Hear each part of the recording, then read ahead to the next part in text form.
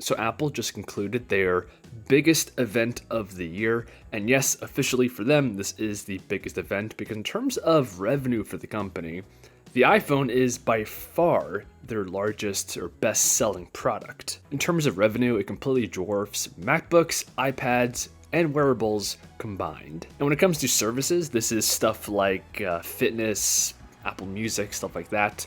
Apple is aggressively trying to grow this because it is so high margin in comparison to the hardware business. But at least for now, iPhone is still the #1 revenue driver for the company. And at today's September 12th event, on cue, Apple released new iPhones along with new watches. So let's quickly touch on those first. So the latest generation here is called the Series 9.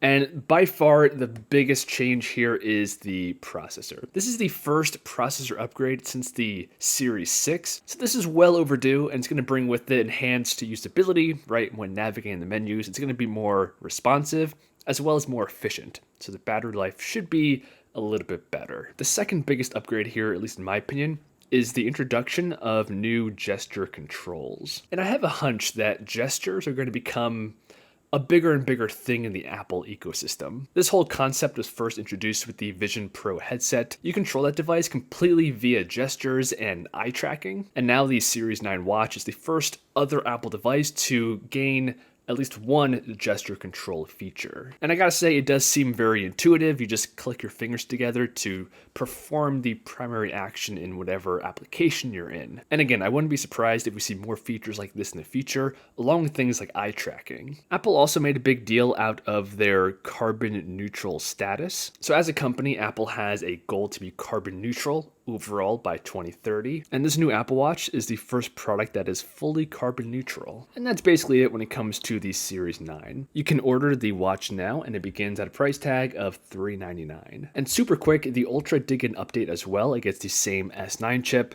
The display has a higher peak brightness, and it's also carbon neutral in some models. But the main event of today was the iPhones, both the regular and the 15 Pros. Now, usually the Pro model gets all the attention, but I have to say, I think this year, the non-Pro model had the more significant upgrade. And I say that because this model got all of the Pro features from last year, including the dynamic island, the 48 megapixel main camera, the A16 Bionic chip, as well as some new features. USB Type-C charging, and 2x optical zoom. So the new chip is going to give you enhanced performance, better battery life. The camera upgrade here, I gotta say, is very meaningful. One of the biggest reasons to upgrade to the Pro is for that optical zoom. I know it's more than 2x, but at least now we have some kind of optical zoom on the non-Pro model. I think that's a big deal, and physically, because it now has the dynamic island, it looks the same as the Pro model, aside from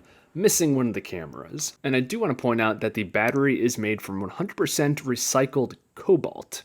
That's pretty nice to see and does make a big impact on environmental health. So we get all these enhancements, and the price has remained the same for the non-Pro model, beginning at $799 and $899 for the Plus model. Now the Pro model does have enhancements in the build quality, camera, processor, as well as some other features. So the device itself is made out of titanium. That's a first ever for an iPhone. Titanium is both stronger and lighter than aluminum, so it should be a better material for this application. The processor is the A17 Pro, and this is the first 3nm A-series chip. The raw CPU is only about 10% faster, not that huge of a leap this year, but the GPU is supposed to have much better enhancements. So if you're a heavy mobile gamer, this might be more impactful to you. Of course, the Pro model also has USB Type-C, but here is 3.0, so the data transfer speeds is faster with the Pro model. Something else unique to the Pro model is the ProMotion higher frame rate display, and that kind of goes hand in hand with the upgraded CPU. So again, if you game a lot,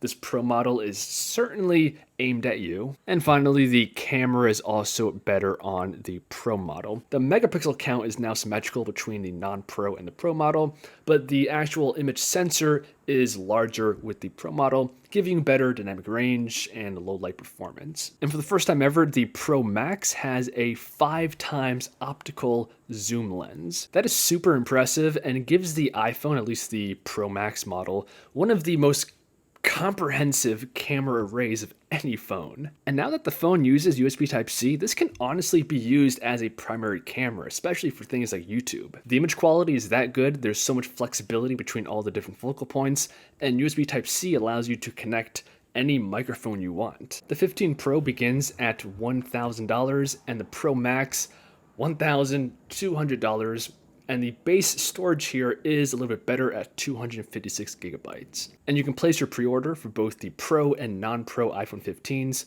on September 15th. So that's the latest on what Apple just released at their September event.